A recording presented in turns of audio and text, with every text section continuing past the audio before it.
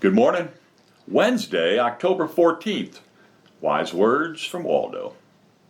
Growing up, I heard my father, on more than one occasion, say, "Stop crying or I'll give you something to cry about." Growing up as a teenager, I wanted to be tough.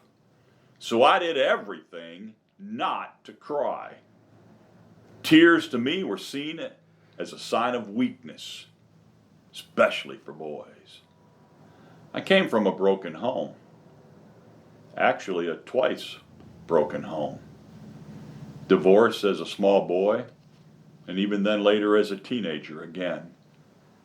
And then to top it all off, as tough as I wanted to be, I had a soft heart.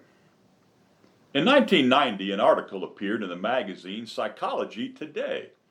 It reported that crying could actually remove chemicals that build up during emotional stress. So if you see me crying, I'm not crying. I'm getting rid of chemicals.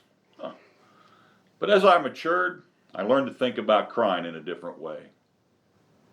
I saw some of my heroes and mentors cry. And I would begin to see it not as a weakness, but as the sign of a loving and strong heart. In the Bible, it tells us that Jesus cried. At least 3 times it's recorded. In Matthew 26, it tells us that Peter wept. The psalmist wept. 4 times it records Paul weeping. 7 times the Bible records David weeping. 8 times for Joseph. Jeremiah cried so much, he's referred to as the weeping prophet. And even hell is described as a place of weeping. But here's a neat point. The last mention of tears is in Revelation chapter 21 and verse 4. And it's a promise that one day God will wipe away all tears. I want you to know it's okay to cry.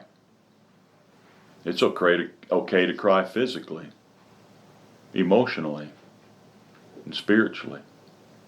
You see, the problem comes when we're too far on either side of the spectrum. You might know some people who cry all the time at everything, but you also might know someone who never cries. Each of those reveals a problem.